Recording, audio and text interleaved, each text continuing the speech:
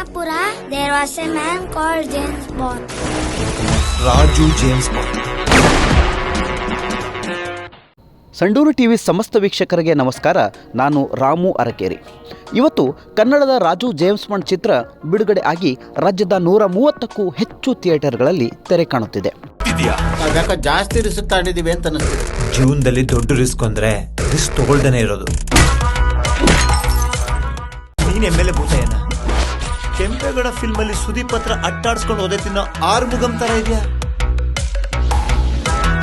First rank Raju Kannada medium ಚಿತ್ರಗಳ ಮೂಲಕ ರಾಜ್ಯದ ಜನತೆಗೆ ಚಿರಪರಿಚಿತರಾದ ಗುರುನಂದನ್ ಈ ಚಿತ್ರದಲ್ಲಿ ನಾಯಕ ನಟರಾಗಿ ನಟಿಸಿದ್ದಾರೆ. ಮೃದುಲಾ ಈ ಚಿತ್ರದ ನಾಯಕಿಯಾಗಿ ಅಭಿನಯಿಸಿದ್ದಾರೆ. ಜೈ ಜಗದೀಶ್, ರವಿಶಂಕರ್, ಚಿಕ್ಕಣ್ಣ, ತಬಲಾನಾಣಿ, ಸಾಧುಕೋಕಿಲ ಇತರೆ ಕಲಾವಿದರು ತಾರಾಗಣದಲ್ಲಿದ್ದಾರೆ. ಚಿತ್ರವನ್ನು ಸಂಡೂರಿನವರೇ ಆದ ಮಂಜುನಾಥ್ ವಿಶ್ವಕರ್ಮ ಹಾಗೂ ಕೆನಡಾ ಕಿರಣ್ ನಿರ್ಮಾಣ ಮಾಡಿದರೆ, ಸಂಡೂರಿನ MLK ನಾಯ್ಡು ಎಕ್ಸಿಕ್ಯೂಟಿವ್ ಪ್ರೊಡ್ಯೂಸರ್ ಆಗಿ ಜವಾಬ್ದಾರಿಯನ್ನು ನಿರ್ವಹಿಸಿದ್ದಾರೆ.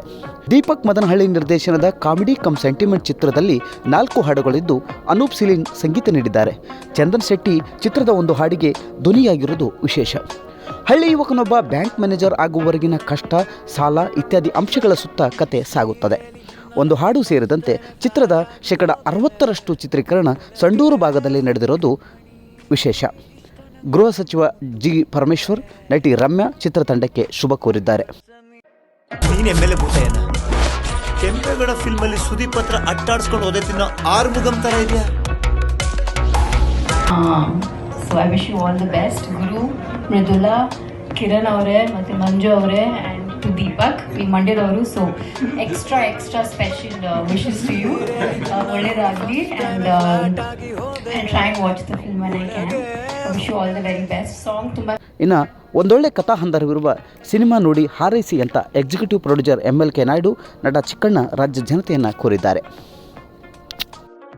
ರಾಜು ಜೇಮ್ಸ್ ಬಾಂಡ್ ಬರ್ತಾ ಇದೆ, ದಯಮಾಡಿ ಎಲ್ಲರೂ ನೋಡಿ ನಮ್ಮ ಚಿತ್ರನ ಆರಿಸಿ ಆಶೀರ್ವದಿಸಿ. Thank you.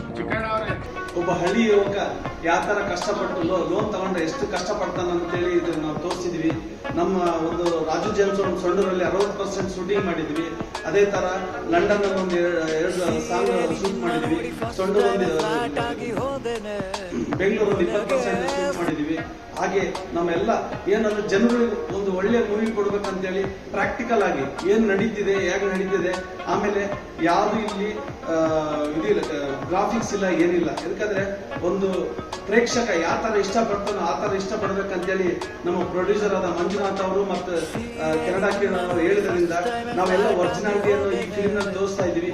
ಹಾಗಾಗಿ ನಮ್ಮ ಒಂದು ಚಿತ್ರಕ್ಕೆ ತಾವೆಲ್ಲರೂ ನೋಡಿ ನಮಗೆ ಆಶೀರ್ವದಿಸಬೇಕಂತೇಳಿ ನಾನು ತಮ್ಮಲ್ಲಿ ವಿನಂತಿಸಿಕೊಳ್ಳುತ್ತೇನೆ.